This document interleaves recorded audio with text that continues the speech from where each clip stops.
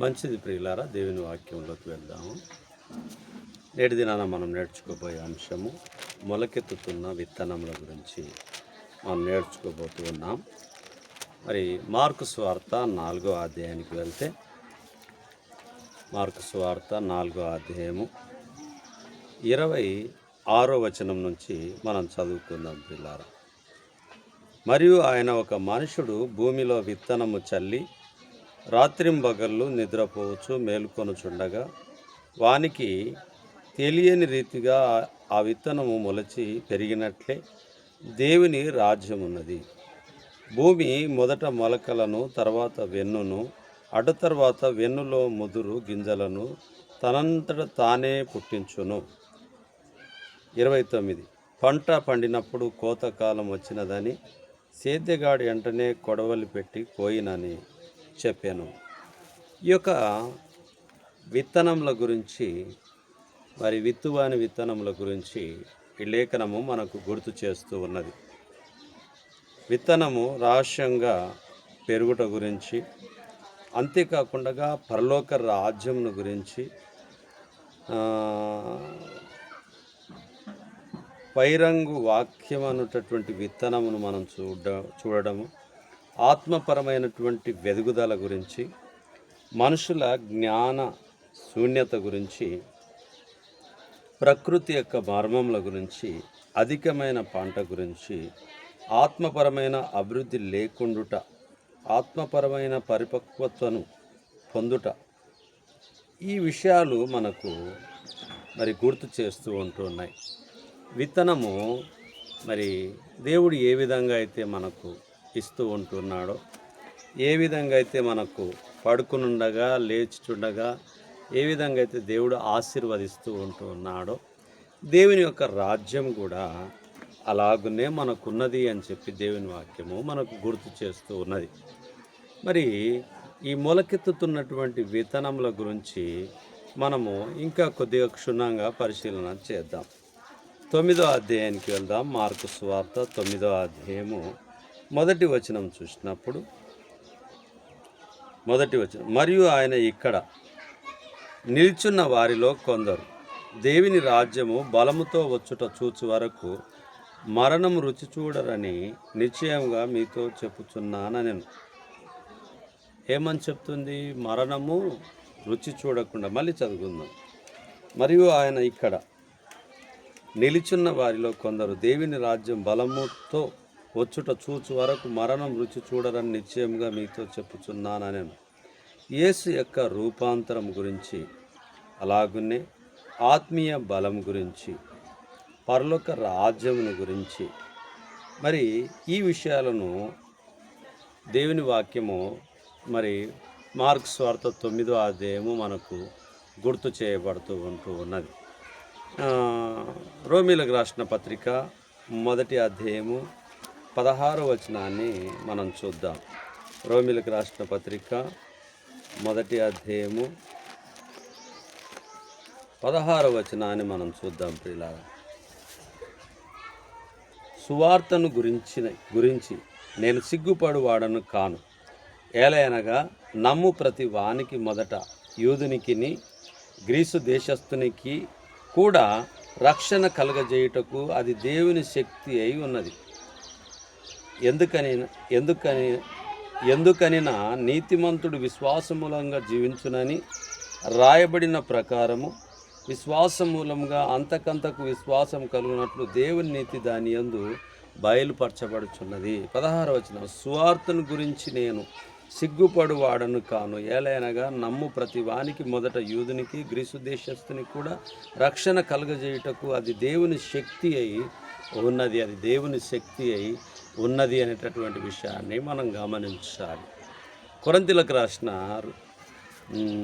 2వ పత్రిక 4వ అధ్యాయము 7వ వచనాన్ని చూసినప్పుడు, కొరింథీయులకు రాసిన పత్రిక 2వ పత్రిక 4వ అధ్యాయము 7వ వచనాన్ని మనం చూసినప్పుడు, అయినను ఆ బలాధిక్యము మా మూలమైనది కాక దేవుని దయ ఉండునట్లు మట్టి ఘటములలో ఈ ఐశ్వర్యము మాకు కలదు. ఈ మట్టి ఘట్టంలో ఐశ్వర్యము మాకు కలదు అని గుర్తు చేయబడుతుంది. అది దేవుని యొక్క బలం మాత్రమే అని చెప్పి గుర్తు చేయబడుతూ ఉన్నది. అంతేకాకుండా మరి యోహాను సువార్త 12వ అధ్యాయం 24 నుంచి 26వ వచనం వరకు మనం చదువుకుందాం ప్రియులారా. యోహాను సువార్త 12వ అధ్యాయము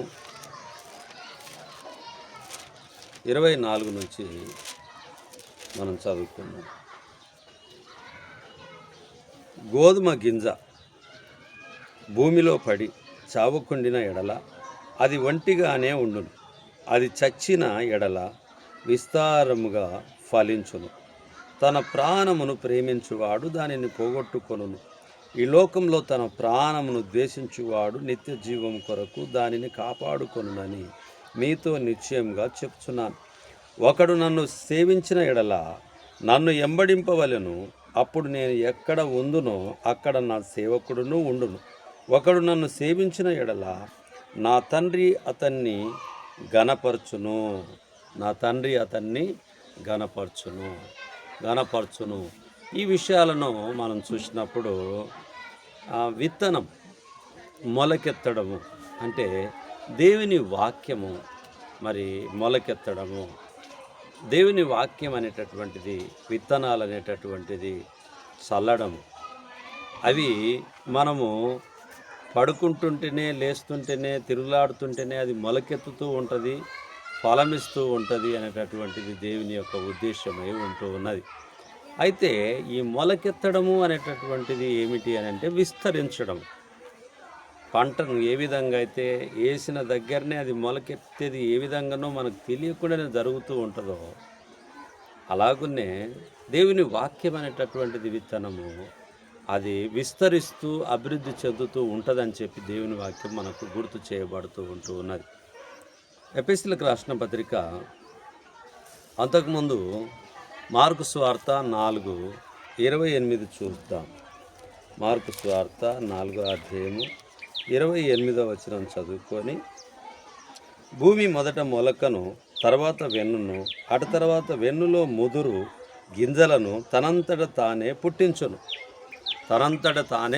పుట్టించును. కాబట్టి అవి ఏ విధంగా దేవుడు ఆశీర్వదిస్తూ ఉన్నాడో, మొలకెత్తిస్తూ ఉన్నాడో, ప్రకృతి తన ఆధీనంలో దేవుని చిత్తంలో ఉన్నదో అది మనము గ్రహించాలి. ఎక్కడైనా మనం సేవ చేసినప్పుడు ఏ ప్రాంతంలో అయినా కానీ అది మొలకెత్తడం లేదు అనేటటువంటి దానికన్నా దేవుని చిత్తం మనం జరిగిస్తున్నామా లేదా, దేవుని యొక్క వాక్యం అనేటటువంటి విత్తనాలు మనం వెదజల్లుతూ ఉంటున్నామా లేదా, మనము మనకిచ్చినటువంటి బాధ్యతను 100% మనం చేస్తూ ఉంటున్నామా లేదా, ఆత్మ పరిశీలన మనం చేసుకొని ముందుకు కొనసాగేటటువంటి బిడ్డలుగా మనం ఉండాలని చెప్పి దేవుని వాక్యం మనకు గుర్తు చేయబడుతూ ఉన్నది. ఎఫెసీయులకు రాసిన పత్రిక 6వ అధ్యాయము 17వ వచనాన్ని మనం చూస్తే, ఎఫెసీ పత్రిక 6:17వ వచనాన్ని చూస్తే, మరియు రక్షణ అను స్థిరస్థానమును దేవుని వాక్యమును ఆత్మ ఖడ్గమును ధరించుకొనుడి.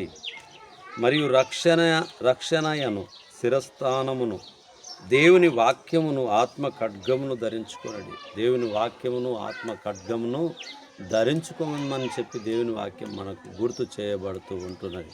హెబ్రీయులకు రాసిన పత్రిక 4వ అధ్యాయము 12వ వచనాన్ని మనం చూద్దాం ప్రియులారా. హెబ్రీ పత్రిక 4వ అధ్యాయము 12వ వచనాన్ని మనం చూద్దాం. 4:12.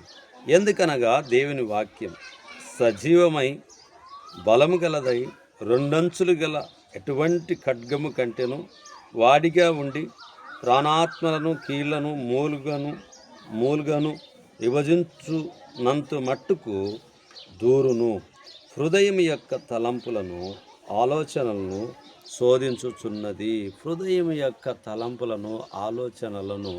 శోధించుచున్నది. కాబట్టి సజీవమైనదిగా ఉంటున్నది దేవుని వాక్యము. ఈ సజీవమైనటువంటి వాక్యాన్ని మనమందరం కూడా అది చాలా గొప్పగా మనము జ్ఞాపకం చేసుకునే వారిగా మనం ఉండాలి ప్రియులారా. అంతేకాకుండా అపోస్తల కార్యము 2వ అధ్యాయము 36వ వచనం నుంచి చూసినప్పుడు, అపోస్తల కార్యము 2వ అధ్యాయము 36 నుంచి మనం చూసినప్పుడు, మీరు సిలువ వేసిన ఈ యేసునే దేవుడు ప్రభువునుగాను క్రీస్తుగాను నియమించను. ఇది ఇశ్రాయేలు వంశమంతయు రూఢిగా తెలుసుకొనవలెనని చెప్పాను. వారు ఈ మాట విని హృదయములు నొచ్చుకొని, సహోదరులారా, మేమేమి చేతుమని పేతురును కడమ అపోస్తులను అడగగా, పేతురు, మీరు మారు మనసు పొంది పాప క్షమాపణ నిమిత్తం ప్రతి వాడు యేసుక్రీస్తు నామమున బాప్తిస్వం పొందుడి, అప్పుడు మీరు పరిశుద్ధాత్మ అను వరము పొందుదురు. బాప్తిస్వం పొందమంటున్నారు. ఇశ్రాయేలీలు, యోధులు అందరూ కూడా ఏం ఆలోచన చేస్తూ ఉన్నారు అని అంటే, యేసు ప్రభు వారిని దేవునిగా ప్రభువుగా అంగీకరించడం లేదు. అందుకనే దేవుని వాక్యం ప్రకటించబడుతున్నప్పుడు చెప్పబడుతున్నటువంటి మాట ఏమిటంటే, మీరు సిలువ వేసిన ఈ యేసునే దేవుడు ప్రభువుగాను క్రీస్తుగాను నియమించాను. ఇది ఇశ్రాయేలు వంశమంతయు రూఢిగా తెలుసుకొనవలెను. అయితే అప్పుడు మేము ఏం చేయవలెను అని చెప్పి వారు అడగగా, మీరు మారు మనసు పొంది పశ్చాత్తాపం నుండి బాప్తిస్మము పొందుమని చెప్పి దేవుని వాక్యము ప్రకటింపబడి ఉంటూ ఉన్నది. కాబట్టి ప్రియమైనటువంటి వారులారా, ఆ యొక్క విత్తనము, దేవుని యొక్క విత్తనములు మొలకెత్తుతూ ఉండడం చాలా దీవెనకరమై ఉంటూ ఉన్నది. ఈ మొలకెత్తడము చాలా ప్రాముఖ్యమై ఉంటూ ఉన్నది. దేవుని వాక్యము, యేసు ప్రభు వారు ఎప్పుడు ఏ వాక్యం చెప్పినప్పుడు తాను ఉపమాన రీతిగా చాలా విషయాలను ప్రజలకు అర్థమయ్యేటటువంటి విధంగా తాను బోధిస్తూ వస్తూ ఉంటూ ఉన్నారు. మార్కు సువార్తను ఈ 2-3 రోజుల నుంచి కూడా మనము వాటి యొక్క అన్వేషణ మనం చేస్తూ ఉంటూ ఉన్నాం. ఎందుకు అని అంటే, దేవుని లేఖనాలు మనకు ఏవైతే బోధిస్తూ ఉన్నాయో, ఏదైతే గుర్తు చేస్తూ ఉన్నాయో, వాటిని మనం గ్రహించుకుంటూ ముందుకు వెళ్తూ ఉంటూ ఉన్నాం. మరి ఇశ్రాయేలీలందరూ కూడా తెలుసుకోవాల్సినటువంటి విషయాన్ని ఇక్కడ లేఖనం ద్వారా తెలియపరచబడి ఉంటున్నది. అలాగనే వారు మారు మనసు పొందడం కూడా జరిగి ఉంటూ ఉన్నది. కాబట్టి ప్రియులారా, దేవుని వాక్యం అనేటటువంటి విత్తనాలు వెదజల్లడము మనందరి బాధ్యత అయి ఉంటున్నది. కాబట్టి అది మనము జ్ఞాపకం చేసుకోవాల్సిందిగా ప్రభు నామమున మనవి చేస్తూ ఉంటున్నాను. యోహాను సువార్త 6వ అధ్యాయము 63వ వచనం చూస్తే, ఆత్మయే జీవింపజేయుచున్నది, శరీరము కేవలం నిష్ప్రయోజనం. నేను మీతో చెప్పి ఉన్న మాటలు ఆత్మీయ జీవమునై ఉన్నవి కానీ, ఆత్మ వేరు, శరీరము వేరు. ఆత్మయే జీవింపజేస్తున్నది అనేటటువంటి విషయాన్ని మనము గమనించాలి ప్రియులారా. రోమీయులకు రాసిన పత్రిక 1వ అధ్యాయము 16వ వచనాన్ని మళ్ళీ మనం చూద్దాం. రోమా 1వ అధ్యాయము 16వ వచనాన్ని మళ్ళీ చూద్దాం.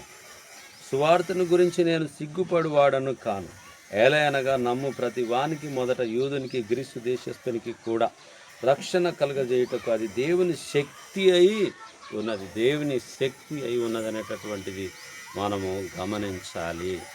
అది మానవులకు కలిగించినటువంటి గొప్ప అరుదైనటువంటిదిగా మనము జ్ఞాపకం చేసుకోవాలి ప్రియులారా. యోహాను సువార్త 3వ అధ్యాయము 5వ వచనాన్ని చూసినప్పుడు,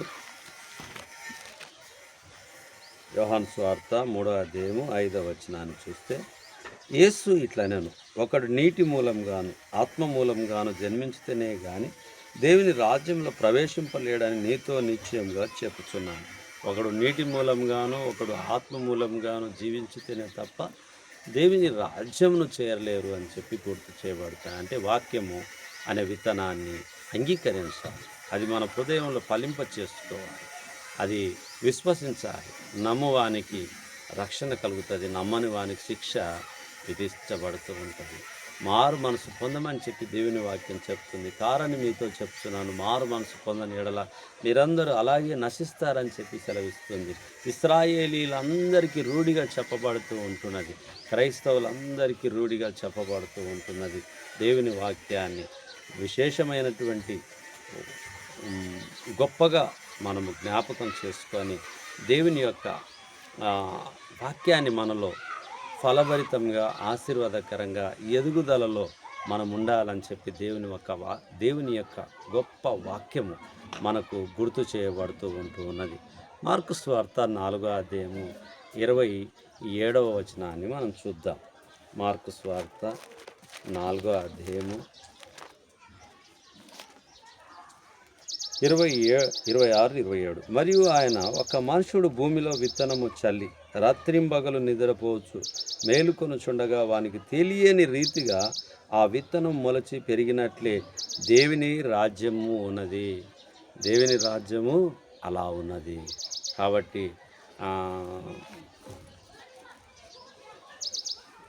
మత్తయి సువార్త 6:33లో కాబట్టి మొదట ఆయన నీతిని రాజ్యమును మనం వెతికితే మనకు కావాల్సినటువంటివన్నీ కూడా దేవుడు మనకు అనుగ్రహిస్తాడు. కాబట్టి మొలకెత్తేటటువంటి విత్తనాలుగా మనం ఉండాలి. మరి అది చస్తే తప్ప, గోధుమ గింజ చస్తే తప్ప మరిన్ని మొలకలు ఎత్తవు. మరి యేసు ప్రభు వారు కూడా తాను మరణం పొంది పునరుత్థానుడై మన నిమిత్తము స్థలాన్ని సిద్ధపరచడానికి తాను వెళ్ళి ఉంటుండగా మనం నిర్లక్ష్యం చేయకుండా, దేవుని వాక్యాన్ని నిర్లక్ష్యం చేయకుండా యేసే క్రీస్తనియు ప్రభువనియు దేవుడనియు దేవుడు మనకు నియమించననేటటువంటి తెలుసుకొని మరి భద్రముగా ఉండాలని చెప్పి దేవుని వాక్యం బోధిస్తుంది. కళ్ళు మూసుకుంటే చిన్న ప్రార్థన చేసుకున్నాం. మహోన్నతుడా, మహాగణుడా, పరిశుద్ధుడా, నీ పరిశుద్ధమైన నామాన్ని బట్టి మీకు వందనాలు. ఈ సాయం సమయాన్న నాయన మొలకెత్తి విత్తనములుగా నాయన మమ్మల్ని అందరినీ మీరు ఏర్పాటు చేసినందుకు వందనములు చెల్లించుకుంటున్నాం. నాయన మీ చిత్తం మా పట్ల నెరవేర్చమని నాయన వాక్యాన్ని వీక్షిస్తున్నటువంటి మా ప్రియులందరినీ, వారి కుటుంబాలను దీవించి ఆశీర్వదించమని, ఎవరు ఏ సమస్యతో బాధపడుతూ ఉంటున్నారో, ఏ అక్కర కొరకు ఆశపడుతూ ఉంటున్నారో, మోకరించి మీ దగ్గర ప్రార్థనలో జ్ఞాపకం చేసుకుంటున్నారో, ప్రతి విషయంలోనైనా మీరు జ్ఞాపకం చేసుకొని దీవించమని ప్రార్థిస్తూ ఉన్నాం. అలాగనే నైనా యుద్ధాలు జరుగుతూ ఉంటుండగా యుద్ధాలను ఆపగలిగినటువంటి వారు మీరై ఉంటున్నారు. గాలి సముద్రాన్ని ఆపగలిగినటువంటి వారు, నాయనా యుద్ధాలను ఆపగలిగినటువంటి వారు మీరై ఉంటూ ఉన్నారు. దయచేసి నాయనా ఏ మానవాళికి ఎవరికి ఇబ్బంది కలగకుండా, మనుషులందరం మేము ఒక్కటే నాయన, కాబట్టి మనుషులకి ఎవ్వరికి ఆటంకం కలగకుండా నాయనా ఆ యొక్క యుద్ధాలను నాయనా మీరు ఆపు చేయమని, ఆ దేశాలను పరిపాలన చేస్తున్నటువంటి నాయకులతో, అధికారులతో మీరు మాట్లాడమని, మీ చిత్త ప్రకారంగా నాయన వాటిని ముగింప చేయమని, నాయన ప్రజలందరూ ప్రశాంతంగా నెమ్మదిగా వారి దేశంలో ఉన్నటువంటి నాయకులను గౌరవిస్తూ నాయన మిమ్మల్ని ప్రార్థిస్తూ ముందుకు వెళ్ళడానికి సహాయం చేయమని ఈ మనవులు మీ కుమారుడు, మా ప్రాణరక్షకుడు, నజరేయుడైన యేసుక్రీస్తు అతి పరిశుద్ధమైన నామంలో బ్రతిమాలి అడిగి వేడుకొని ప్రార్థించుచున్నాము తండ్రి. ఆమేన్. అందరికీ వందనాలు.